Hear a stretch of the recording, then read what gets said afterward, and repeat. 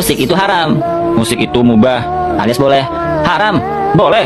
Perhatikan ini, hadis Rasulullah SAW. Sungguh akan ada sebagian dari umatku yang menghalalkan zina, sutra, minuman keras, dan alat-alat musik. Hadis riwayat Bukhari. Nabi SAW mengatakan akan ada yang menghalalkan, berarti pada asalnya diharamkan. Tunjukkan ke gua hadis atau ayat Al-Quran secara terang-terangan melarang musik, seperti larangan minuman khamr, haramnya berzina, haramnya sutra bagi laki-laki. Semua ada larangannya kecuali larangan musik. Karena gua sejauh ini belum menemukan larangan musik secara terang-terangan. Rasulullah bersabda, sesungguhnya yang halal itu jelas dan yang haram itu jelas, dan di antara keduanya ada perkara yang samar-samar atau syubhat. Kebanyakan manusia tidak mengetahuinya. Jangan dipotong hadis itu. Hadis itu ada kelanjutannya. Maka barang siapa yang menjaga dirinya dari yang samar-samar atau syubhat, itu berarti ia telah menyelamatkan agama dan kehormatannya. Dan barang siapa terjerumus dalam wilayah samar-samar, maka ia telah terjerumus ke dalam wilayah yang haram. Imam Al-Albani rahimahullah di dalam kitabnya Hukmul Ma'azif, beliau mengatakan, kalau seandainya belum ada riwayat tentang alat-alat musik, satu ayat atau satu hadis pun kecuali hadis di atas, maka itu sungguh sangat sudah mencukupi di dalam pengharaman alat-alat musik. Ditetapkan yang haram itu jelas dan yang halal itu jelas, sedangkan musik tidak ada larangan haram sebelumnya. Gue juga sependapat jika musik itu haram kalau dibarengi dengan kemaksiatan, memakai sutra, main musik sambil mabuk-mabukan, jatuhnya aktivitas main musiknya jadi haram karena main musiknya melalaikan kita dari Allah dan membuat kita semakin jauh dari Allah. Dalam hadis yang diriwayatkan Imam Al-Bukhari melalui jalur Aisyah, diceritakan tentang budak-budak perempuan yang bernyanyi di rumah Nabi Muhammad SAW pada momen hari raya Aid. Ada Abu Bakar ketika itu, dan di sisi Aisyah ada dua orang budak yang sedang bersenandung. Isi senandungnya mengingatkan pada peristiwa pembantaian kaum Ansor dalam perang Bu'ats.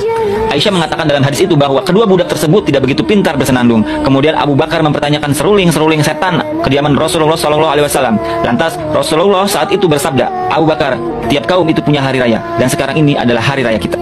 Abu Bakar awalnya memberikan teguran pada budak itu, tapi justru ditegur balik oleh Nabi Muhammad SAW. Ini menunjukkan musik dan nyanyian itu tidak masalah selama tidak ada kemaksiatan.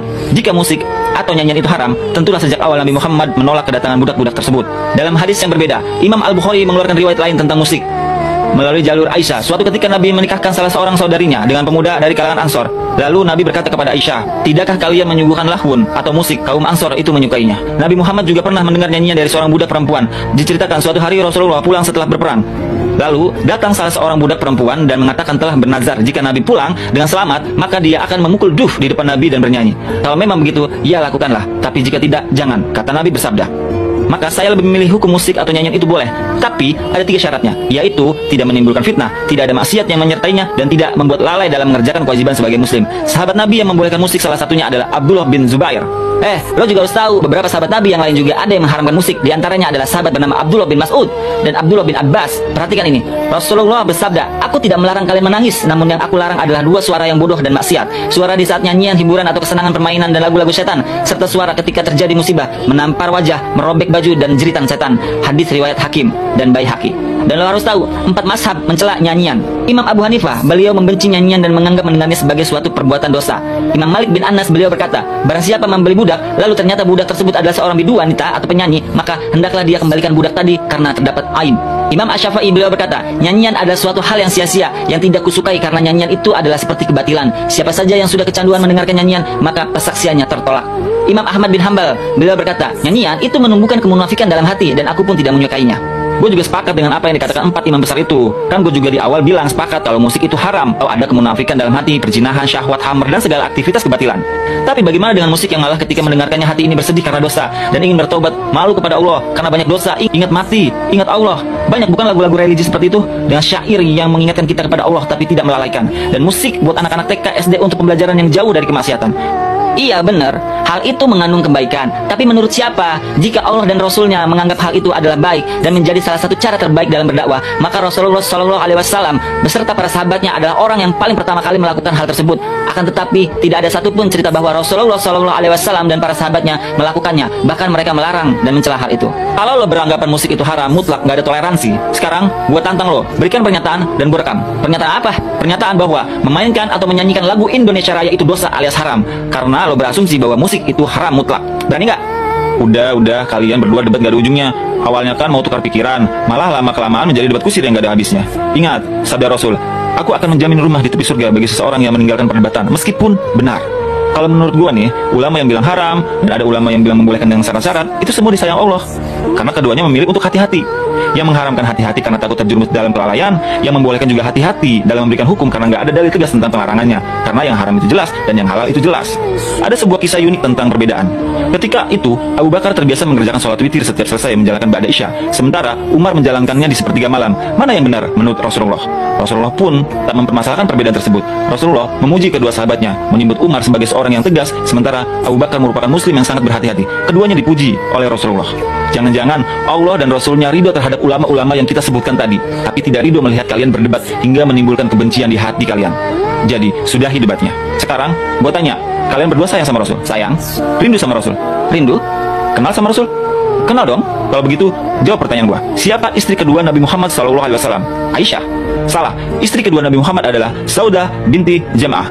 Oke, pertanyaan kedua. Siapa saja nama anak Nabi Muhammad? Fatimah? Bukan cuma Fatimah. Siapa lagi ya?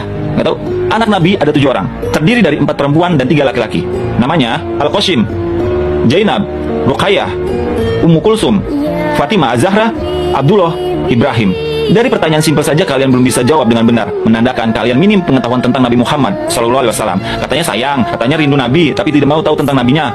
Gak mau kepo sama nabinya, gak mau kepo sama kehidupan nabinya. Kalau kita sayang, cinta kepada Nabi Muhammad SAW, pastilah kita kepo dan ingin tahu tentangnya. Layaknya kita suka sama seseorang, pastilah kita kepo dengannya, makanan kesukaannya apa, anaknya siapa itu. Pasti kan kepo, ingin tahu kalau kita sayang. Jadi, kalau kalian mau kenal dengan Nabi Muhammad, saya rekomendasikan buku tentang Nabi Muhammad SAW. Hanya perlu klik keranjang kuning di bawah ini dan dapetin bukunya. Segera. Ada namanya Syama'il Muhammadiyah, kumpulannya Imam At-Tirmidzi. Baca satu demi satu tentang sifat Nabi. Allah, kebayang. Lihat, Anda akan senyum-senyum sendiri. Lihat terus. Anda baca pun senyum. Nah, kalau Anda ingin tahu bagaimana cara kehidupan Nabi dari bangun tidur sampai tidur lagi, maka kitab yang paling baik untuk dibahas salah satunya ini Asy-Syama'il Al-Muhammadiyah. Wow, bener juga ya. Keren ini bukunya. Gue beli ya. Caranya gimana? Gampang. Caranya, lo tinggal klik keranjang kuning di video ini, tinggal order, udah ada tunggu di rumah. Bukunya sampai. Lo dapat bukunya, dapat ilmunya, manfaat ilmunya tambah dekat sama Allah dan Rasul. Namanya Asy-Syama'il Al-Muhammadiyah. Maka para perindu Nabi baca kitab ini. By the way, kalau kalian gimana nih? Klik keranjang kuning ya.